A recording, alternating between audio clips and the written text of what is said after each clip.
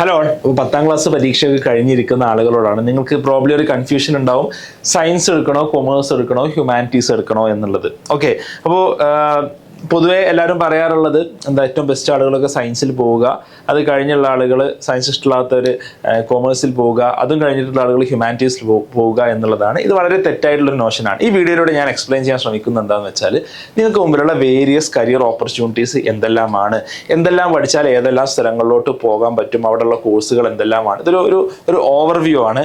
അത് കഴിഞ്ഞിട്ട് എന്തെല്ലാം കൈൻഡ് ഓഫ് സ്കിൽ സെറ്റ് ഉള്ള ആളുകളാണ് സയൻസിലോട്ടും കൊമേഴ്സിലോട്ടും ഹ്യൂമാനിറ്റീസിലോട്ടും പോവേണ്ടത്, അതിലോട്ട് ഞാൻ എങ്ങനെയാണ് ഡിറൈവ് ചെയ്തിട്ടുള്ളത്, അതോടൊപ്പം നിങ്ങൾ ഏറ്റവും ശ്രദ്ധിക്കേണ്ട കാര്യങ്ങൾ എന്തെല്ലാമാണ്. ഇപ്പോൾ വീഡിയോ നിങ്ങൾ എൻഡ് ടു എൻഡ് കണ്ടു കഴിഞ്ഞാൽ തീർച്ചയായിട്ടും നിങ്ങളുടെ ഒരുപാട് സംശയങ്ങൾ, മുഴുവൻ സംശയം തീരുമെന്ന് ഞാൻ പറയുന്നില്ല, ഒരുപാട് സംശയങ്ങൾക്ക് അവിടെ ഒരു വിരാമം ഇടാൻ സാധിക്കും. ബാക്കി നിങ്ങൾക്ക് കമന്റിൽ ചോദിക്കാവുന്നതാണ്, ഞാൻ മറുപടി നൽകുന്നതാണ്.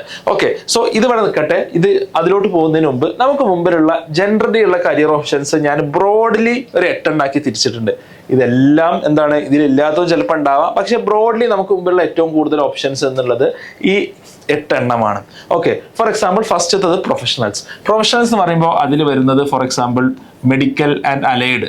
അപ്പോൾ അതായത് ഒരു ഡോക്ടേഴ്സ്, അതേപോലെ തന്നെ നഴ്സിംഗ് സ്റ്റാഫ്, പിന്നെ പാരാമെഡിക്കൽ, അതുമായി ബന്ധപ്പെട്ടുള്ള എല്ലാവരും BDS എല്ലാം ആ ഒരു പ്രൊഫഷണൽസിൽ അതിൽ വരും. അതേപോലെ തന്നെ നെക്സ്റ്റ് ലെവലിൽ വരിക എൻജിനീയേഴ്സ്.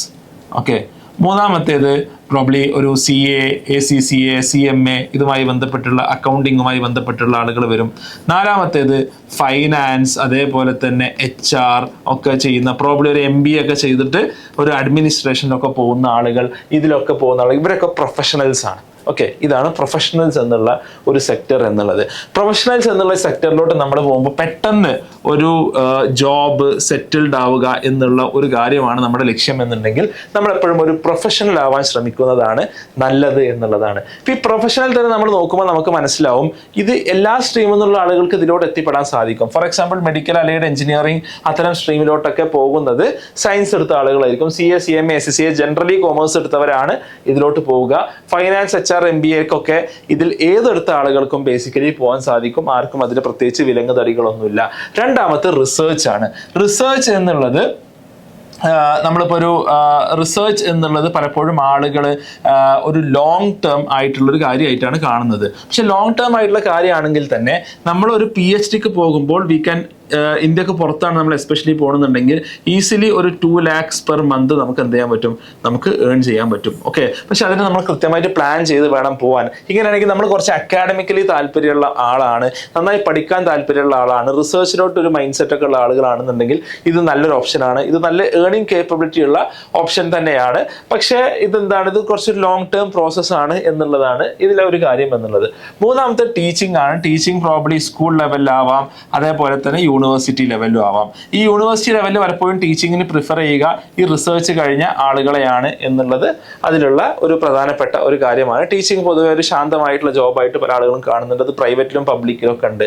നാലാമത്തത് ഓൺടർപ്രണർഷിപ്പ് ആണ്. ഓൺടർപ്രണർഷിപ്പ് എന്ന് പറഞ്ഞാൽ നിങ്ങൾ മേ ബി ഒരു സ്റ്റാർട്ടപ്പിലോട്ട് നിങ്ങൾക്ക് പോകാം. അതല്ല എന്നുണ്ടെങ്കിൽ നിങ്ങൾക്ക് ഒരു ഫാമിലി ബിസിനസ് ഉണ്ട്, നിങ്ങളുടെ ഫാമിലിക്ക് ഒരു ബിസിനസ് ഉണ്ടെങ്കിൽ അത് റൺ ചെയ്യുന്നിടത്തോട്ട് നിങ്ങൾക്ക് പോകാം. ഓക്കെ, വീണ്ടും ഈ 3 സ്ട്രീം എടുത്ത ആളുകൾക്കും ഓൺടർപ്രണർഷിപ്പിലോട്ട് പോകുന്നിടത്ത് എന്തില്ല, പ്രത്യേകിച്ച് പ്രശ്നങ്ങളൊന്നുമില്ല. പക്ഷെ പല സ്ട്രീംസിലും എസ്പെഷ്യലി ഞാനിവിടെ പറയുക സയൻസ് ആൻഡ് കൊമേഴ്സിന് കുറച്ചൊരു അഡ്വാൻറ്റേജ് ഓൺടർപ്രണർഷിപ്പിൽ ഉണ്ട്. കാരണം ഒന്ന്, കുറച്ചൊരു അനലിറ്റിക്കൽ തിങ്കിങ്, കുറച്ചൊരു മാത്തമാറ്റിക്കൽ തിങ്കിങ്, കുറച്ചൊരു മാർക്കറ്റ് സ്ട്രാറ്റജി കാര്യങ്ങളൊക്കെ ഓൾറെഡി സയൻസ് ആൻഡ് കൊമേഴ്സിന്റെ ഭാഗമായവർ പഠിക്കുന്നതാണ്. എന്ന് വെച്ച് ഹ്യൂമാനിറ്റീസിലുള്ളവരൊക്കെ ഓൺടർപ്രണർഷിപ്പിൽ മോശമാവും ഒന്നൊന്നുമില്ല. ഇത് കുറച്ചൊരു അഡ്വാൻറ്റേജ് ഉണ്ട് എന്നുള്ളതാണ്. ഓക്കെ, അഞ്ചാമത് പബ്ലിക് സർവീസ്. അതായത് നമുക്ക് ഫോർ എക്സാമ്പിൾ UPSC എക്സാം, അതേപോലെ തന്നെ SSC എക്സാം ഉണ്ടാവും, കേരള PSC ഉണ്ടാവും. ഇതൊക്കെ എഴുതിയിട്ട് ഒരു പബ്ലിക് അഡ്മിനിസ്ട്രേഷൻ്റെ പബ്ലിക് സെക്ടറിലൊക്കെ പോകണം.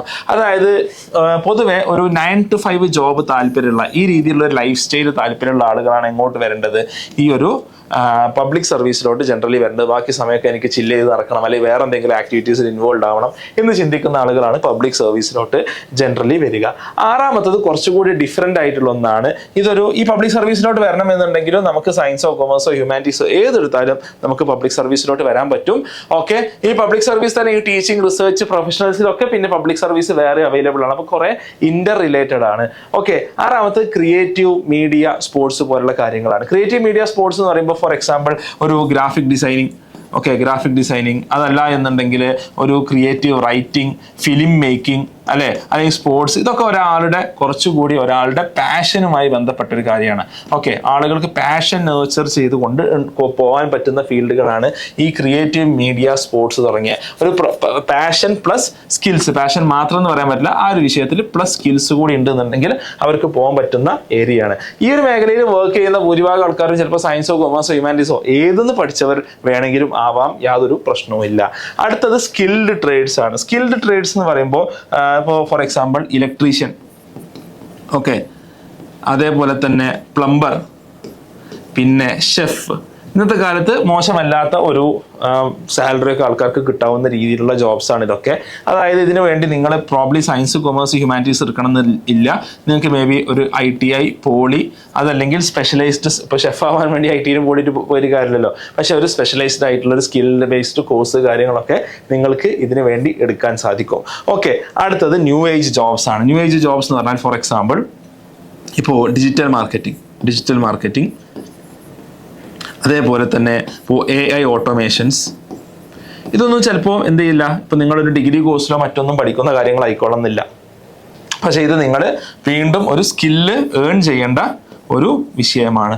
ഓക്കെ, അപ്പോൾ നമ്മളിതിൽ ഏതെടുത്ത് നോക്കിയാലും ജനറലി നമുക്ക് കാണാൻ പറ്റുന്ന ഒരു കാര്യം എന്താണെന്ന് വെച്ചാൽ, നിങ്ങൾ സയൻസ് ആവട്ടെ, കൊമേഴ്സ് ആവട്ടെ, ഹ്യൂമാനിറ്റീസ് ആവട്ടെ, നിങ്ങൾക്ക് ഇതിൽ പലതിലും പോകാൻ സാധിക്കും, എക്സെപ്റ്റ് ഫോർ ഈ ഒരു പ്രൊഫഷണൽ ഏരിയയിൽ ഒഴികെ. പ്രൊഫഷണൽ ഏരിയയിൽ വളരെ സ്പെസിഫിക് ആയിട്ടുള്ള സ്കിൽ സെറ്റ് പലപ്പോഴും ആവശ്യമായിട്ട് വരും. എന്നാൽ മറ്റു കാര്യങ്ങളിലൊക്കെ നിങ്ങൾ ഇനി സയൻസ്, കൊമേഴ്സ്, ഹ്യൂമാനിറ്റീസ് ഏതെടുത്താലും നിങ്ങൾക്ക് ഈ ഫീൽഡുകളിലൊന്നും പോകാൻ വലിയ പ്രശ്നമില്ല. പിന്നെ സ്കിൽഡ് ട്രേഡും അതിലും എന്താണ്, നമ്മുടെ ITI, പോളി ലെവലിലൊക്കെ പലതിലും പോകേണ്ടി വരും. അതല്ലാന്നുണ്ടെങ്കിൽ ഒരു സയൻസ് എടുത്ത് ചിലതിലൊക്കെ കൂടുതൽ സ്കിൽഡ് ട്രേഡ്സിലൊക്കെ ഒരു സയൻസ്, ടെക്നോളജി രംഗത്തോട്ടാണ് ഉണ്ടാവുക. ബാക്കി ഏതിലും അവിടെ ഡിസൈഡ് ചെയ്യുന്ന ഫാക്ടർ എന്നുള്ളത് നിങ്ങളുടെ പാഷൻ, നിങ്ങളുടെ സ്കില്ല്, നിങ്ങൾക്ക് എന്ത് കൈൻഡ് ഓഫ് ലൈഫ് സ്റ്റൈൽ. ഇപ്പോൾ ഞാൻ ഗവൺമെന്റ് ജോബ് പറഞ്ഞതാണ്, നിങ്ങൾക്ക് എന്ത് കൈൻഡ് ഓഫ് ഒരു ലൈഫ് സ്റ്റൈലാണ് വേണ്ടത്, ഇങ്ങനത്തെ കാര്യങ്ങളൊക്കെ ഡിപ്പെൻഡൻ്റ് ആയിട്ടാണ് നിങ്ങൾ ഏത് സ്ട്രീം എടുക്കണം എന്നുള്ളത് ബേസിക്കലി നിങ്ങൾ തീരുമാനിക്കേണ്ടത്. ഓക്കെ, അപ്പോൾ ചില ആളുകൾക്ക് തോന്നും ഇതൊന്നും ഇപ്പം എനിക്കറിയില്ല, ഇതിലൊക്കെ എന്തൊക്കെയാണ് സംഭവിക്കുന്നത് അറിയില്ല എന്നുള്ളതാണെന്നുണ്ടെങ്കിൽ നിങ്ങൾ നോക്കേണ്ടത് നിങ്ങൾക്ക് നിങ്ങളുടെ ഒരു പേഴ്സണാലിറ്റി ട്രേറ്റ്സ്, നിങ്ങളുടെ ഒരു സ്കിൽ സെറ്റ് ഒക്കെ എവിടേക്കാണ് അലൈൻ ചെയ്യുന്നത് എന്നുള്ളതാണ്. ഇപ്പം 3 സ്ട്രീംസിൻ്റെയും ഒരു ജനറലി വേണ്ട സ്കിൽ സെറ്റ്സ് ഞാൻ ജസ്റ്റ് ഒന്ന് പറയാം. എൻ്റെ ഒരു തോട്ട് പ്രോസസ്സിലൂടെ വന്നത്, ഇതിൽ പല ക്രോസ് ഓവേഴ്സും അങ്ങോട്ടും ഇങ്ങോട്ടൊക്കെ ഉണ്ടാവട്ടോ. നിങ്ങളിപ്പോൾ ഒരു സൈഡ് തന്നെ ആയിക്കൊള്ളുന്നില്ല, നിങ്ങൾക്ക് ഇതിൽ നിന്നുള്ള കുറച്ചൊക്കെ ഉണ്ടാവും. അപ്പോൾ അൾട്ടിമേറ്റ്ലി നിങ്ങളുടെ താല്പര്യമാണ് ഡിസൈഡ് ചെയ്യേണ്ടത്. ഫോർ എക്സാമ്പിൾ സയൻസ് കുറച്ചുകൂടി അനലിറ്റിക്കൽ മൈൻഡ് ആയിട്ടുള്ള ഒരു കാര്യത്തെ അനലൈസ് ചെയ്യാനൊക്കെ കഴിയുന്ന, അതാണ് ഒരു സയന്റിഫിക് എൻക്വയറിക്ക് വേണ്ടത്. പ്രോബ്ലം സോൾവിങ് താല്പര്യമുള്ള, മാത്തമാറ്റിക്സിനോട് താല്പര്യമുള്ള, ക്യൂരിയോസിറ്റി, ഒരു കാര്യം കണ്ടാൽ അത് എങ്ങനെ വർക്ക് ചെയ്യുന്നു എന്ന് എപ്പോഴും ചിന്തിക്കുന്ന ആളുകൾ. അതേപോലെ തന്നെ പേഷ്യൻസ് ആൻഡ് പ്രിസിഷൻ. അതായത് ഒരു ലോങ് ടേമിൽ നമ്മൾ ഇപ്പോൾ ഒരു ഡോക്ടറെ കുറിച്ച് അല്ലെങ്കിൽ എഞ്ചിനീയറിനെ കുറിച്ച് ആലോചിക്കുമ്പോൾ അവർ കുറച്ചും കൂടി പേഷ്യൻ്റ് ആയിരിക്കണം, അവർക്ക് കാര്യങ്ങൾ കുറച്ചും കൂടി സമയമെടുത്ത് ചെയ്യാനുള്ള, കുറച്ചും കൂടി അക്യൂറേറ്റ് ആയിട്ട് ചെയ്യാനുള്ള കഴിവാണ്. ഒരു ഡോക്ടർ അയാൾ പേഷ്യൻ്റ് അല്ല, അയാൾ പ്രിസൈസ് അല്ല എന്നുണ്ടെങ്കിൽ രോഗിക്ക് ഉണ്ടാകുന്ന പ്രശ്നങ്ങൾ, ഒരു സർജനാണെന്ന് വിചാരിക്കുക, വളരെ പ്രിസൈസ് ആയിട്ട് അയാൾക്ക് കാര്യങ്ങൾ ചെയ്യേണ്ടി വരും, അല്ലേ? അതേപോലെ തന്നെ ആൾക്ക് സമയമെടുത്ത് 4-5 മണിക്കൂറൊക്കെ എടുത്ത് സർജറി ഒക്കെ ചെയ്യേണ്ടി വരും. അതേപോലെ തന്നെ മാത്സ് ഇഷ്ടപ്പെടുന്ന ആളുകൾക്കാണ് ജനറലി ഞാൻ എന്ത് ചെയ്യുന്നത്, ഞാൻ സയൻസ് സജസ്റ്റ് ചെയ്യുന്നത്. ഇനി അപ്പുറത്ത് നമ്മൾ കൊമേഴ്സിലോട്ട് പോയി നോക്കാം. വെൽ ഓർഗനൈസ്ഡ് ആയിട്ടുള്ള, അതൊരു പേഴ്സണാലിറ്റി ട്രേറ്റ് ആണ്. അപ്പോൾ ചില ആളുകൾ, ഇപ്പോൾ ഞാൻ അത്ര ഓർഗനൈസ്ഡ് ആയിട്ടുള്ള ആളല്ല, എൻ്റെ വൈഫൊക്കെ എന്നെ പലപ്പോഴും ചീത്ത പറയും, അപ്പോൾ എന്താ സാധനമൊക്കെ അവിടെ ഇട്ടിരുന്നത്. എന്നാൽ ചില ആൾക്കാരുണ്ടാവും വളരെ സിസ്റ്റമാറ്റിക് ആയിട്ട് കാര്യങ്ങൾ കൊണ്ടടക്കുന്ന, അവരുടെ ഡേ പ്ലാൻ ചെയ്യുന്ന. അതെന്താണെന്ന് വെച്ചാൽ, ഇപ്പോൾ നിങ്ങളൊരു അക്കൗണ്ടിനെ കുറിച്ച് ആലോചിക്കുക. ഒരു അക്കൗണ്ടന്റ് ഒരു കോടികളുടെ ഒരു കമ്പനിയുടെ അക്കൗണ്ട്സ് മുഴുവൻ ഹാൻഡിൽ ചെയ്യുന്ന ഒരാൾ ഓർഗനൈസ്ഡ് അല്ല, സ്ട്രക്ചർഡ് അല്ല എന്നുണ്ടെങ്കിൽ ആ കമ്പനിക്ക് ഉണ്ടാകാൻ പോകുന്ന പ്രശ്നങ്ങൾ നിങ്ങളൊന്ന് ആലോചിച്ച് നോക്കിയേ. അപ്പോൾ ഓർഗനൈസ്ഡ് ആയിരിക്കണം, ഗുഡ് വിത്ത് നമ്പേഴ്സ്. അതായത് മാത്സ് ഇഷ്ടമല്ല എന്നുള്ള കാരണം കൊണ്ട് ഒരു കൊമേഴ്സിന് പോകരുത്. കൊമേഴ്സിന് പോകുന്ന ആളുകൾക്കും പ്രോബ്ലി മാത്സ് മീൻസ് ഒരു ട്രിഗ്നോമെട്രിയോ കാൽക്കുലസ് ഒന്നും പഠിക്കണമെന്നില്ല, പക്ഷെ ഗുഡ് വിത്ത് നമ്പേഴ്സ് ആവണം. അതേപോലെ തന്നെ മാർക്കറ്റ് അവയർനെസ്, നമുക്ക് ചുറ്റുമുള്ള മാർക്കറ്റിനെ കുറിച്ചൊക്കെ ചിന്തിക്കുന്ന ആളുകൾ, എക്കണോമിക്സിൽ ഇൻട്രസ്റ്റഡ് ആയിട്ടുള്ള ആളുകൾ, ഒരു സ്ട്രാറ്റജിക് പ്ലാനിങ്ങിനോടും ഒക്കെ കാര്യങ്ങളൊക്കെ താല്പര്യമുള്ള ആളുകൾക്കൊക്കെ പോകാവുന്ന ഒരു ഫീൽഡാണ് കൊമേഴ്സ് എന്നുള്ളത്. ഇവിടെ നമ്മൾ അതേപോലെ തന്നെ ഹ്യൂമാനിറ്റീസിലോട്ട് നോക്കുമ്പോൾ കുറച്ചുകൂടി ഓപ്പൺ മൈൻഡഡ്, ഒപ്പീനിയനേറ്റഡ് ആയിട്ടുള്ള, പല വിഷയങ്ങളെ കുറിച്ച് അഭിപ്രായമുള്ള, നന്നായി വായിക്കുന്ന, ക്രിട്ടിക്കലി തിങ്ക് ചെയ്യുന്ന, ഓരോ പ്രോബ്ലത്തെ കുറിച്ചും വളരെ ഗൗരവപൂർവ്വം ആലോചിച്ച് അതിന് സൊല്യൂഷൻസ് കണ്ടെത്താൻ ശ്രമിക്കുന്ന, നമുക്ക് ചുറ്റുമുള്ള കാര്യങ്ങളെ കുറിച്ച് സോഷ്യലി അവെയർ ആയിട്ടുള്ള, അതേപോലെ തന്നെ ഒബ്സർവൻ്റ് ആയിട്ടുള്ള കീൻലി ചുറ്റുമുള്ള കാര്യങ്ങൾ നിരീക്ഷിക്കുന്ന ആ കാര്യങ്ങളിൽ ഒരു എംപത്തറ്റിക് ആവുന്ന ആളുകളെ സംബന്ധിച്ചിടത്തോളം നല്ലൊരു ഫീൽഡാണ് ഹ്യൂമാനിറ്റീസ് എന്നുള്ളത്. ഇപ്പൊ ഇതില് ഇങ്ങനെ മാത്രം ഒരു പേഴ്സണാലിറ്റി, ഇങ്ങനെ ഒരു പേഴ്സണാലിറ്റി അങ്ങനെയൊന്നും ഉണ്ടാവില്ല. ഓക്കെ, ഇതിൽ പ്രോബ്ലം സോൾവിങ് ഇഷ്ടമുള്ള ആളുകൾ ചിലപ്പോൾ മാർക്കറ്റ് അവെയർ ആയിരിക്കും, അതേപോലെ തന്നെ എക്കണോമിക്സിൽ ഇൻട്രസ്റ്റഡ് ആയിരിക്കും, അല്ലെ, അവരെന്നെ ചിലപ്പോൾ സോഷ്യലി അവെയർ ആയിരിക്കും. അപ്പോൾ ഈ ഒരു മിക്സ് ആൻഡ് മാച്ച് ആണ് എപ്പോഴും ഒരു പേഴ്സണാലിറ്റിയിൽ ഉണ്ടാവുക. ഓക്കെ, പക്ഷേ ഈ ഒരു പേഴ്സണാലിറ്റിയിൽ കംപ്ലീറ്റ്ലി വിരുദ്ധമായ കാര്യങ്ങളിലോട്ട് നമ്മൾ പോകരുത് എന്നുള്ളത് മാത്രമാണ് എനിക്ക് ഇതിൽ പറയാനുള്ളത്. അപ്പോൾ നിങ്ങൾക്ക് വെറുതെ ഒന്ന് ഇരുന്ന് എഴുതി നോക്കാം, അല്ലെങ്കിൽ ഒന്ന് മാച്ച് ചെയ്ത് നോക്കാം എൻ്റെ പേഴ്സണാലിറ്റി ടൈപ്പ് ഏതാണ്, അത് കൂടുതൽ മാച്ച് ചെയ്യുന്നതും അതോടൊപ്പം ഈ പേഴ്സണാലിറ്റി ടൈപ്പ് മാത്രമല്ല എൻ്റെ ആസ്പിറേഷൻസിനോട് മാച്ച് ചെയ്യുന്നതും ഏതാണ് എന്നുള്ളത് നമ്മൾ ആലോചിക്കുന്നത് നല്ലതാണ്. Okay, and the most important thing നമ്മൾ എപ്പോഴും ആലോചിക്കേണ്ട ഒരു കാര്യം എന്താണെന്ന് വെച്ചാൽ വേർ ടു സ്റ്റഡി. നമ്മൾ എവിടെയാണ് പഠിക്കുന്നത് എന്നുള്ളത് വളരെ പ്രധാനമാണ്. എപ്പോഴും നമ്മൾ ഏറ്റവും ബെസ്റ്റ് സ്ഥലത്ത് പോയി പഠിക്കാൻ നമ്മൾ ശ്രമിക്കുക. അതെന്തിനാ ഏറ്റവും ബെസ്റ്റ് സ്ഥലത്ത് പോയി പഠിക്കുന്നത്? നമുക്ക് അവിടെ നിന്ന് ഒരുപാട് നെറ്റ്വർക്ക് ബിൽഡ് ചെയ്യാൻ പറ്റും. Ultimately your net worth is your network എന്നാണ് പറയാറുള്ളത്. നെറ്റ് വർത്ത്, നിങ്ങളുടെ ഒരു വർത്ത് എന്നുള്ളത് എന്താണ്? This is equal to whom you have friendship with or the people you know. Your net worth is network എന്നാണ് പറയാറുള്ളത്. അപ്പോൾ ആ കാര്യം നമ്മുടെ മനസ്സിൽ എപ്പോഴും വേണം. അപ്പോൾ നിങ്ങളുടെ IIT പോയിട്ട് എഞ്ചിനീയറിംഗ് പഠിക്കുകയാണ്, IIT പോയി എഞ്ചിനീയറിംഗ് പഠിക്കുന്ന കാര്യം പറയുമ്പോഴാണ് പറയുന്നത് നിങ്ങൾ 10th കഴിഞ്ഞിട്ട് നിങ്ങൾ JEE എഴുതാൻ ഉദ്ദേശിക്കുന്ന ആളാണ് എന്നുണ്ടെങ്കിൽ നമ്മുടെ എക്സാം വഴിയുടെ ഓൺലൈൻ JEE പ്രോഗ്രാം ഉണ്ട്. ഏറ്റവും മെഡിക്കൽ ആയിട്ടുള്ള കുട്ടികൾ പഠിക്കുന്ന പ്രോഗ്രാമാണ്. നമ്മൾ April 1st വീക്കിൽ നമ്മൾ ക്ലാസ്സസ് തുടങ്ങും. നിങ്ങൾ എന്ത് ചെയ്യണം? നിങ്ങൾ ഉടനെ തന്നെ ആ പ്രോഗ്രാമിൽ നിങ്ങൾക്ക് ജോയിൻ ചെയ്യാവുന്നതാണ്. കൂടുതൽ ഡീറ്റെയിൽസ് ഞാൻ ലിങ്ക് ഞാൻ താഴെ നൽകുന്നുണ്ട്. അതോടൊപ്പം നിങ്ങളുടെ അനിയന്മാരും അനിയത്തിമാരും സയൻസിൽ ഇൻട്രസ്റ്റ് ഉണ്ടെങ്കിൽ അവർക്ക് നമ്മുടെ ഫൗണ്ടേഷൻ പ്രോഗ്രാം ഉണ്ട്. അതിനുള്ള ഡീറ്റെയിൽസ് ഞാൻ താഴെ നൽകുന്നുണ്ട്. Okay, so coming back to the point. അപ്പോൾ നമ്മൾ എവിടെ പഠിക്കുന്നു എന്നുള്ളത് പ്രധാനമാണ്. രണ്ടാമത്തത്, ഈ ജോബ്സ് ഏതെടുത്ത് നോക്കിയാലും സോഫ്റ്റ് സ്കിൽസ് എന്നുള്ളത് വളരെ പ്രധാനപ്പെട്ട ഒരു കാര്യമായിട്ട് നമുക്ക് കാണാൻ സാധിക്കും, അല്ലേ? അപ്പോൾ നമ്മൾ ഒരു ടീമിൽ വർക്ക് ചെയ്യണമെന്നുണ്ടെങ്കിൽ നമ്മൾ ആ ടീമിനുമായിട്ട് ഇണങ്ങണം. ഇതൊന്നും നമുക്ക് സയൻസിലോ കൊമേഴ്സിലോ ഹ്യൂമാനിറ്റീസിലോ പോയി പഠിച്ചാൽ നമുക്ക് കിട്ടുന്നതല്ല. നേരെ മറിച്ച് നമ്മുടെ പേഴ്സണാലിറ്റി ഡെവലപ്പ് ചെയ്യേണ്ട ഒരു ഭാഗമാണ്. ഈ പേഴ്സണാലിറ്റി ഡെവലപ്മെന്റ് എവിടെ പഠിക്കുന്നു എന്നുള്ളത് വളരെ പ്രധാനമാണ്. നമ്മൾ കൂടുതൽ ആളുകളുമായിട്ട് ഇടപഴകുമ്പോൾ ബെറ്റർ സോഫ്റ്റ് സ്കിൽസ് നമുക്ക് ഉണ്ടാവും, നമുക്ക് നല്ല കമ്മ്യൂണിക്കേഷൻ ഉണ്ടാവും. ഫോർ എക്സാമ്പിൾ, നിങ്ങൾ കേരളത്തിലെ ഒരു കോളേജിലാണ് പഠിക്കുന്നത് വിചാരിക്കുക. ആ കേരളത്തിലെ കോളേജിൽ നിന്ന് നിങ്ങൾക്ക് കിട്ടുന്ന ഒരു ഇംഗ്ലീഷ് എക്സ്പോഷർ വളരെ ലിമിറ്റഡ് ആയിരിക്കും. എന്നാൽ നിങ്ങൾ പ്രോബ്ലി ഡൽഹിയിൽ പോയിട്ടോ അല്ലെങ്കിൽ ചെന്നൈയിൽ പോയിട്ടോ ഹൈദരാബാദോ പോയി പഠിക്കുമ്പോൾ നിങ്ങളുടെ കമ്മ്യൂണിക്കേഷൻ ബെറ്റർ ആവും, നിങ്ങൾ ആളുകളുമായിട്ടുള്ള ഹാൻഡ്ലിംഗ് ബെറ്റർ ആവും. അപ്പോൾ നമ്മുടെ ഒരു മൾട്ടി കൾച്ചറൽ കമ്മ്യൂണിറ്റിയിലോട്ടൊക്കെ നമ്മൾ ആക്ച്വലി എക്സ്പോസ് ചെയ്യപ്പെടുക എന്നുള്ളത് വളരെ പ്രാധാന്യമുള്ളതാണ് എന്നുള്ളത് നമ്മൾ മനസ്സിലാക്കുക. അതോടൊപ്പം നിങ്ങളുടെ ട്രേഡ്സ് നോക്കുക. നിങ്ങൾക്ക് എന്ത് കൈൻഡ് ഓഫ് ലൈഫ് സ്റ്റൈലാണ് വേണ്ടത്? നിങ്ങൾക്ക് 9 to 5 ജോബാണോ വേണ്ടത്? അതൊരു ഓണ്ടർപ്രണറിയൽ മൈൻഡ് സെറ്റാണോ നിങ്ങൾക്കുള്ളത്? നിങ്ങൾക്ക് എന്ത് കൈൻഡ് ഓഫ് ഒരു പേഴ്സൺ ആണ് നിങ്ങൾ എന്നുള്ളതൊക്കെ നോക്കിയിട്ട് വേണം നമ്മളിത് ചൂസ് ചെയ്യാൻ. അതോടൊപ്പം നിങ്ങളുടെ സ്കിൽ സെറ്റ്, നിങ്ങൾ മാത്സിൽ മോശമാണെന്നുണ്ടെങ്കിൽ നിങ്ങൾ സയൻസ് എടുക്കുന്നിടത്ത് നിങ്ങൾക്ക് പ്രയാസം ഉണ്ടാവും, അല്ലേ? അതേപോലെ തന്നെ നിങ്ങൾക്ക് എക്കണോമിക്സ് ഒന്നും താല്പര്യമില്ല എന്നുണ്ടെങ്കിൽ നിങ്ങൾ കൊമേഴ്സ് എടുക്കുന്നിടത്ത് നിങ്ങൾക്ക് പ്രയാസം ഉണ്ടാവും, അല്ലേ? നിങ്ങൾ പത്രമൊന്നും വായിക്കാത്ത, അധികം ഒന്നും വായനാശീലം ഇല്ലാത്ത ഒരാളാണെന്നുണ്ടെങ്കിൽ നിങ്ങൾക്ക് ഹ്യൂമാനിറ്റീസ് എടുക്കുന്നിടത്ത് നിങ്ങൾക്ക് ബുദ്ധിമുട്ടുണ്ടാവും. നിങ്ങളുടെ സ്കിൽ സെറ്റ് എവിടെയാണ് അലൈൻ ചെയ്യുന്നത്?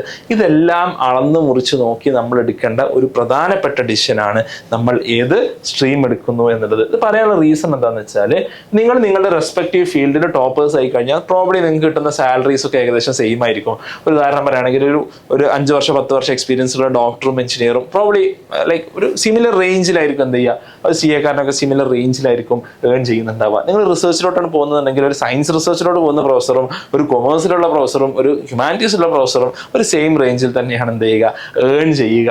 ഓക്കെ, അപ്പോൾ ഇത് എന്നുള്ളത് ഓക്കെ നമ്മൾ ഭയങ്കരമായിട്ടൊരു ഏർണിംഗ് കേപ്പബിലിറ്റി മറ്റു കാര്യങ്ങൾ. പക്ഷെ അവിടെ എന്തുണ്ട്? അവിടെ വളരെ പ്രധാനപ്പെട്ട ഒരു കാര്യം നമ്മൾ മനസ്സിലാക്കേണ്ടത്, ഒരു ഫ്യൂച്ചറിൽ കൂടുതൽ ജോബ്സ് ക്രിയേറ്റ് ചെയ്യപ്പെടുന്നത് ജനറലി സയൻസിൽ തന്നെയായിരിക്കും എന്നുള്ളത് ഒരു യാഥാർത്ഥ്യമാണ്. കാരണം സയൻസ് ആൻഡ് ടെക്നോളജിയാണ് എന്ത് ചെയ്യുന്നത്, കുറച്ചും കൂടി ഫാസ്റ്റ് ബേസ്ഡ് ആയിട്ട് മുന്നോട്ട് പോകുന്നത്. അതുകൊണ്ട് സയൻസിൽ കുറച്ചും കൂടി ജോബ്സ് ക്രിയേറ്റ് ചെയ്യപ്പെടും എന്നുള്ളത് ഒരു മാർക്കറ്റ് ഡിമാൻഡ്സ് വെച്ച് നോക്കുമ്പോൾ അതൊരു യാഥാർത്ഥ്യമാണ് എന്നുള്ളത് മാത്രമാണ്. പക്ഷെ അൾട്ടിമേറ്റ്ലി നമ്മുടെ ഇഷ്ടങ്ങളും താല്പര്യങ്ങളും സ്കിൽ സെറ്റും പരിഗണിക്കാതെ നമ്മൾ എവിടെയെങ്കിലും പോയി ചേർന്നാൽ അത് നമ്മൾ കുഴിയിൽ ചാടുന്നതിന് തുല്യമായിരിക്കും. ഇത്രയും കാര്യങ്ങളാണ് എനിക്ക് വീഡിയോയിൽ പറയാനുള്ളത്. അപ്പോൾ നിങ്ങൾ നിർബന്ധമായിട്ടും നിങ്ങളുടെ ഒരു കമൻറ്റ്, നിങ്ങൾക്ക് ഒരു ക്ലാരിറ്റി കിട്ടിയോ ഇല്ലേ എന്നുള്ളത് നിങ്ങൾ ഇതിൻ്റെ താഴെ കമൻറ്റായി ഇട്ടാൽ എനിക്കതൊരു സന്തോഷമായിരിക്കും. ഇനി ഇത്തരം വീഡിയോസൊക്കെ ചെയ്യാൻ എന്തായിരിക്കും എനിക്കൊരു പ്രചോദനമായിരിക്കും.